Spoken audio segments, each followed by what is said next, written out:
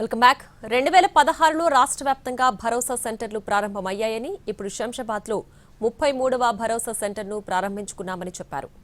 మహిళలు పిల్లలపై హింసలు జరిగితే న్యాయం చేసేందుకు భరోసా సెంటర్లు ఉన్నాయన్నారు. భరోసా సెంటర్ల నిర్వహణ మానిటరింగ్ మొత్తం విమెన్ సేఫ్టీ వింగ్ ద్వారా జరుగుతుందన్నారు డీజీపీ.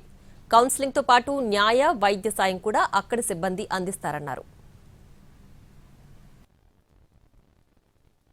విమెన్ కి తొందరగా ఇటువంటి నేరాల్లో గురైనటువంటి విమెన్ అండ్ చిల్డ్రన్ కి తొందరగా త్వరితంగా న్యాయం అందించే ఉద్దేశం కోసం అని చెప్పి ఏర్పాటు చేసినటువంటిది.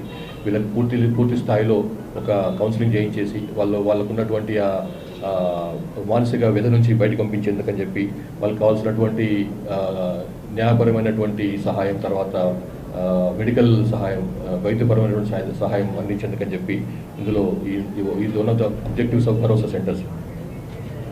తర్వాత ఇందులో ఒక పోలీస్ స్టేషన్లో మామూలుగా వచ్చే వాతావరణం కాకుండా ఒక ఫ్రెండ్లీ అట్మాస్ఫియర్ ఉండేటువంటి, ఫ్రెండ్లీ వాతావరణం ఉండేటువంటి ఒక ఫెసిలిటీ ఇది. ఈ విమెన్కి తొందరగా ఇటువంటి నేరాల్లో గురైనటువంటి విమెన్ అండ్ చిల్డ్రన్కి తొందరగా త్వరితంగా న్యాయం